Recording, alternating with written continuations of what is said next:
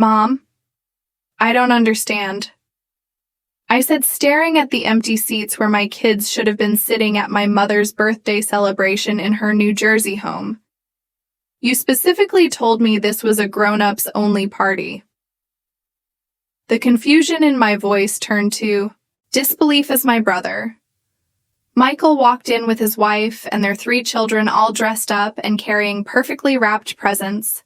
My mother's face lit up at their arrival, and she rushed to embrace her grandchildren. Grammy, they squealed in delight, while my heart sank thinking of my own children, Emma and Lucas, who were at home with a babysitter because I'd respected my mother's wishes. Oh, Carmela, my mother said, noticing my expression, Michael's kids are different.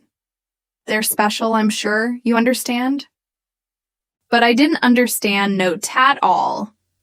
All my children. Emma, age 8, and Lucas, age 6, were just as special, just as worthy of celebrating with their grandmother as a single mom. I'd spent the morning wiping away their tears, explaining why they couldn't come to Grammy's birthday party, promising we'd do something special another day.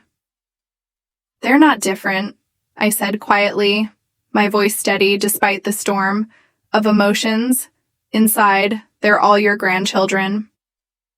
My brother smirked slightly, adjusting his designer tie. Come on, sis, you know. Your kids can be a handful this way.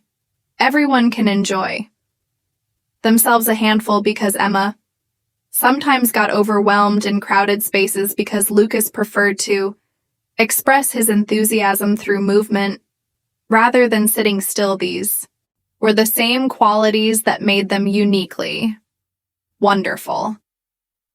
I stood up from the elegantly set dining room table, my untouched appetizer. Forgotten the family photos on the walls seemed to mock me. Now carefully curated images were Michael's family featured prominently, while my children appeared, only in group shots, usually at the edges. Where are you going, my mother? Asked, already distracted by Michael's youngest showing her a drawing. We haven't even had dinner yet. I picked up my purse, my mind already forming a plan. My kids deserved better than this, and suddenly I knew exactly how to give it to them. I'm going to spend the evening with my children, I said, my voice clear and confident. All of us should be where we're truly appreciated. As I walked out, I pulled out my phone and scrolled to a number I hadn't called in years. Sometimes the universe has a way of providing exactly what you need, exactly when you need it. The drive home through the quiet New Jersey streets gave me time to reflect on the years of subtle exclusion my children had faced. It had started small. My mother forgetting to invite them to Sunday brunches, planning family events during their nap times when they were toddlers, always finding reasons why Michael's kids were easier to accommodate. I'd made excuses for her behavior, always trying to shield Emma and Lucas from the pain of rejection, but maybe I'd been wrong.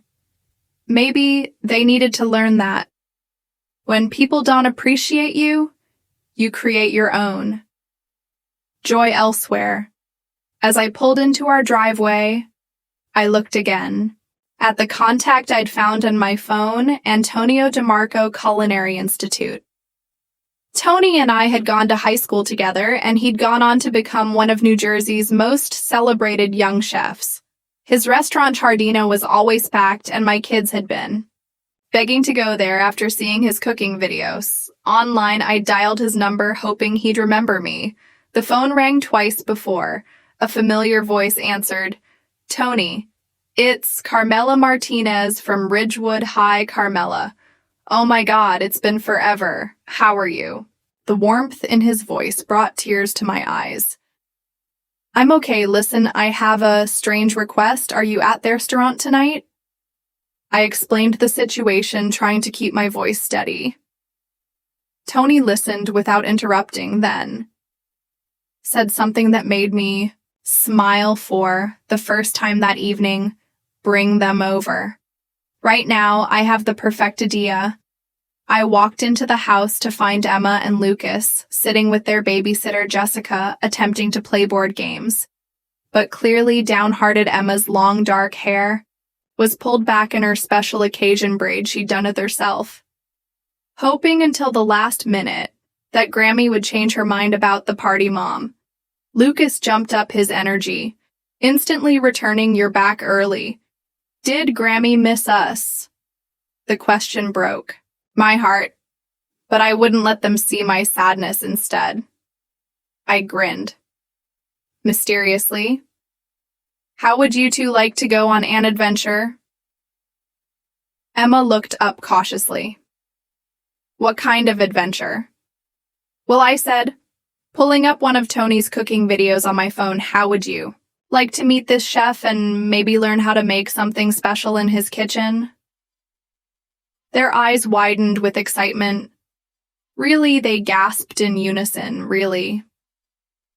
Sometimes the best celebrations are the ones we create for ourselves. The lights of Town Montclair twinkled.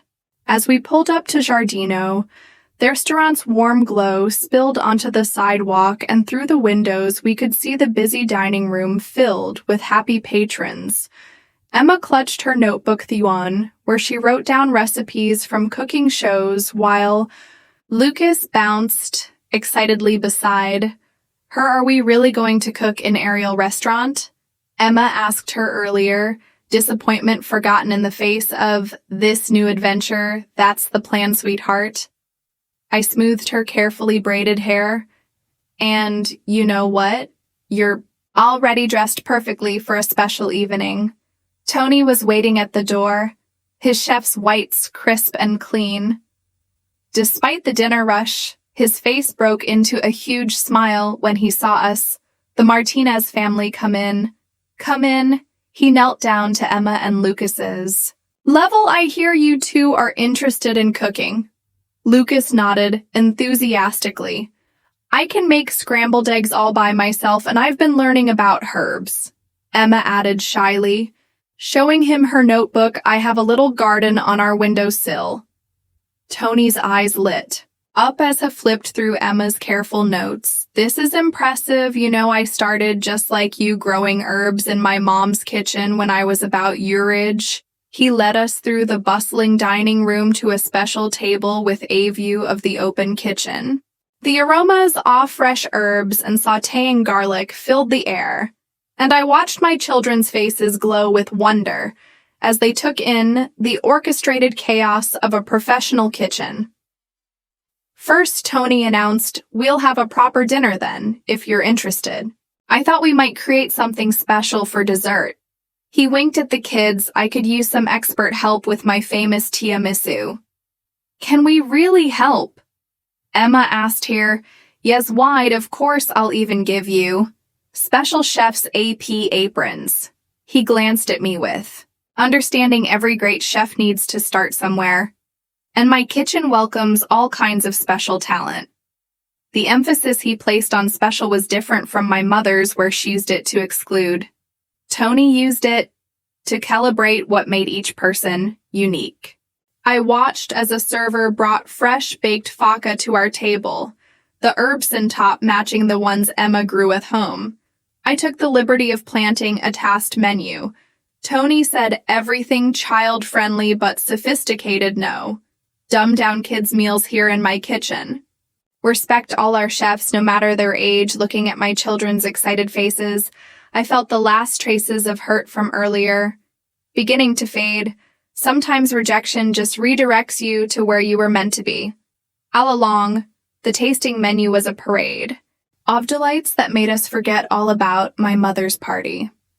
Each dish came with astery from Tony about its origin, and he encouraged the kids to guess the ingredients. Lucas correctly identified the sage and the butternut squash ravioli, while Emma impressed everyone by detecting the subtle hint of rosemary in the roasted chicken. "You have quite the sophisticated palate," Tony told Emma, who beamed with pride. "Would you like to see how we make our herb blend?" As we finished our main course, Tony brought out 2 Pristine white chef's aprons, each embroidered with Giardino Junior Chef in gold thread. The kids' eyes lit up as he helped them put them on, carefully rolling up the sleeves to fit their small arms. Now Tony announced, leading us into the kitchen, "Who's ready?"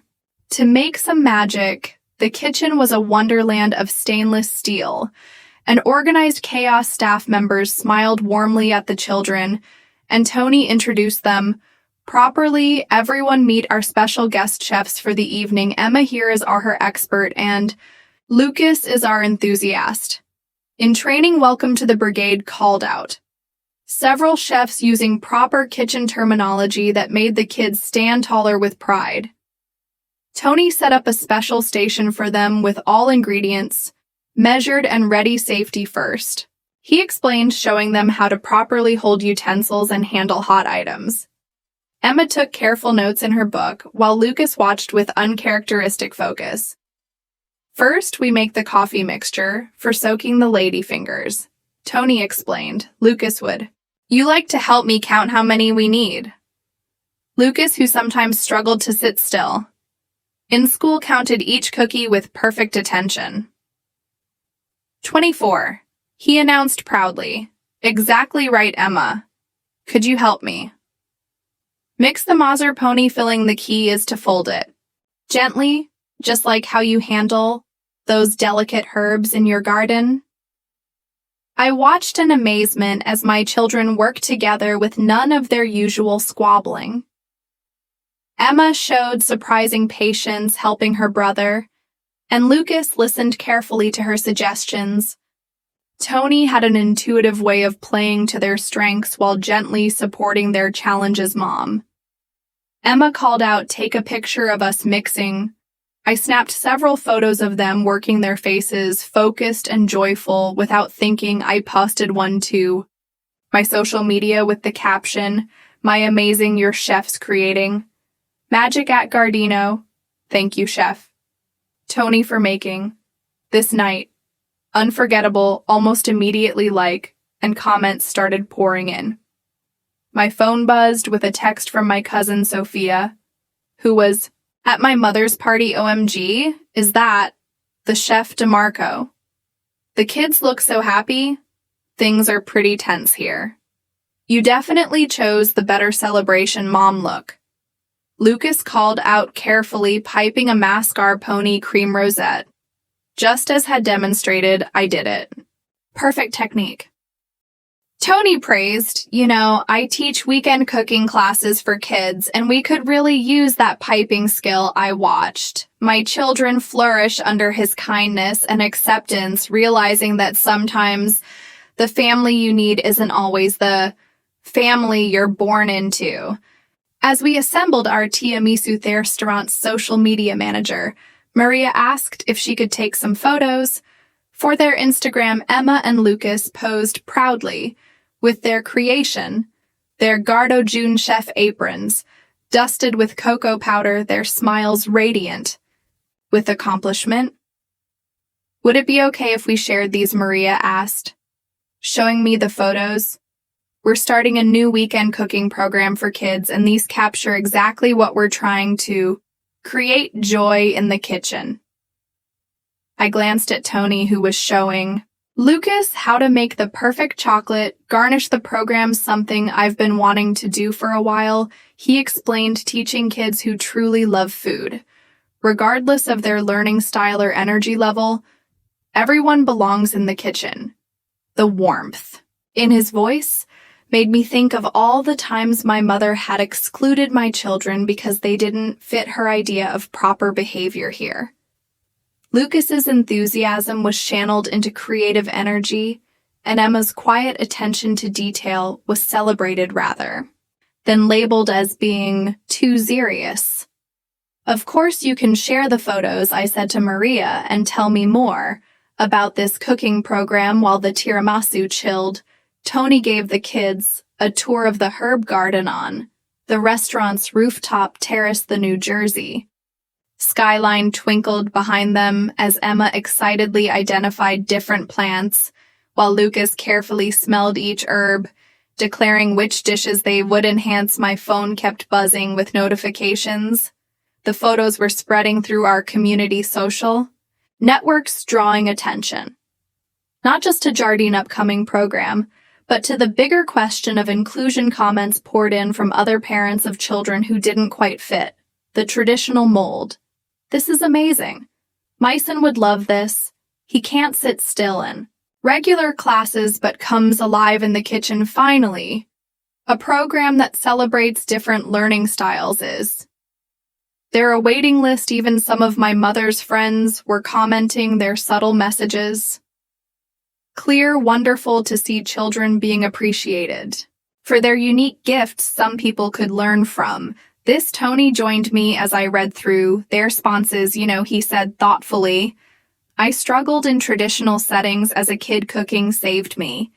It gave me a place where my creativity and energy were assets, not problems. That's what I want to create. Here he watched as Emma patiently explained to Lucas the difference between oregano and thyme. Your children are fantastic. Emma has such a sophisticated understanding of flavors, and Lucas's enthusiasm is exactly what a kitchen needs. Would they be interested in being part of our first regular weekend class? Not just as students. Emma could help mentor younger kids about herbs, and Lucas has a natural talent for demonstrating techniques. Before I could respond, my phone lit up with a call from Michael. I declined it, watching instead, as my children flourished in this space that celebrated exactly who they were. Let him and my mother wonder why their perfect party was being overshadowed by photos of my handful kids creating culinary magic. Sometimes the best revenge isn't about getting even. It's about finding your own path to sheen. When we returned to the kitchen, Ortiasu had set perfectly. Tony showed the kids how to do the final decoration, teaching Emma the perfect dusting technique for the cocoa powder, while Lucas created chocolate curls for garnish. The entire kitchen staff gathered to admire their work. These look professional, Tony declared, taking more photos. Would you mind if we added these to our dessert menu? We could call them Emma and Lucas's junior chef. Tiramisu, with a portion of the proceeds going to fund scholarships for our weekend cooking program. The kids' eyes widened with disbelief. Our names on the real menu, Emma whispered. Absolutely. Tony smiled. Every great chef deserves credit for their creations. My phone buzzed again. More messages from family members at my mother's party. My Aunt Diana had written, just saw the photos. The kids look so happy and confident. Your mother is upset that everyone keeps talking about their cooking adventure instead of her party. Maybe this will teach her something about inclusion. Another message popped up from me. Cousin James Michael's kids are throwing tantrums because they want Toby cooking at the fancy restaurant. To Karma is real, ha ha. I put my phone away, choosing instead to focus on the moment. The kitchen staff had arranged a special tasting of the kids' tiramisu, complete with a mini judges panel that offered professional feedback. Lucas beamed as they praised his chocolate work, while Emma glowed when they commented on her perfect layering technique. Tony said quietly as we watched them. I'm starting a charity foundation to make our cooking programs accessible to all kids. Would you and the children like to be on the advisory board? We need people who understand the importance of creating inclusive spaces. Before I could respond, Maria rushed over with her tablet.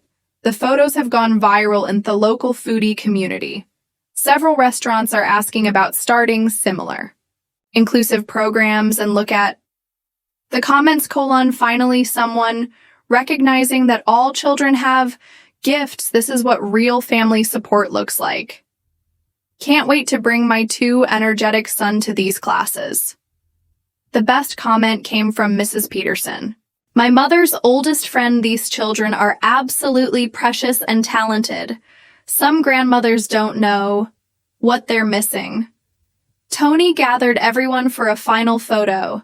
Emma and Lucas in their junior chef aprons, proudly holding their creations, surrounded By the supportive kitchen staff it was. Everything a family photo should be: genuine smiles, natural poses, and pure joy. Mom Emma said as Tony showed her how to properly wrap their tiasu to take home. "Can we do this every year instead of Grammy's party?" "Even better," Tony interjected with a wink. "How about every weekend? Our junior chef program runs Sunday mornings. Perfect for a mother-child cooking tradition." Looking at my children's happy faces, I realized we'd found something far more valuable than inclusion. In my mother's carefully curated family gatherings, we'd found our own tradition, our own community, and our own way to shine. The next morning, our kitchen filled with the aroma of fresh coffee as Emma and Lucas proudly shared their tiramisu with Jessica, our regular babysitter. The joy of the previous evening still lingered, made even sweeter. Be the stream of supportive messages continuing to flood my social media. Mrs. Martinez Jessica said, "Savoring a bite, this is amazing. I saw the photos last night. Everyone at my college is talking about Jardin's new kids program. They're saying it's going to change how restaurants think about children's cooking classes." My mother had left 3 voicemails and 5 text messages Alan opened. Instead, I focused on helping Emma plan her first herb workshop for the weekend program, while Lucas practiced his piping techniques with whipped cream on morning waffles.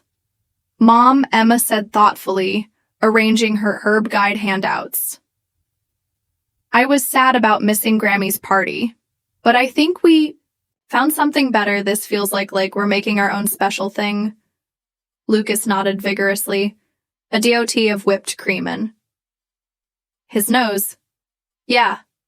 And Chef Tony says I can help teach the little kids how to count ingredients. He says my energy makes math more fun." The doorbell rang. It was Tony dropping off their official junior chef jackets for the weekend program.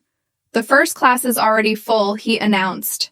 "Turns out there are a lot of families looking for a place where their kids can just be themselves." As I watched my children try on their jackets, posing for yet another photo that would undoubtedly make its way through our community, I realized that sometimes life's sweetest moments come from creating your own celebrations, rather than fighting for a place at someone else's table. 1 month later, Gardino's first official junior chef weekend program launched with Emma and Lucas helping towel come 15 excited children.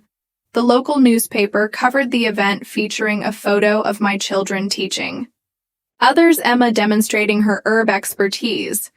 While Lucas showed younger kids how to make chocolate decorations, my mother finally stopped calling after I sent her a copy of the newspaper article with a simple note: "We found where we belong." Michael's wife reached out separately, asking if their kids could join the program. I directed her to the website like any other parent. No special treatment needed. The kitchen became our Sunday tradition each weekend. Emma expanded her herb garden knowledge, eventually starting a small business selling herb growing kits to other aspiring young chefs. Lucas discovered that his boundless energy made him a natural entertainer, and his cooking demonstration videos on Giardino's social media gain a devoted following.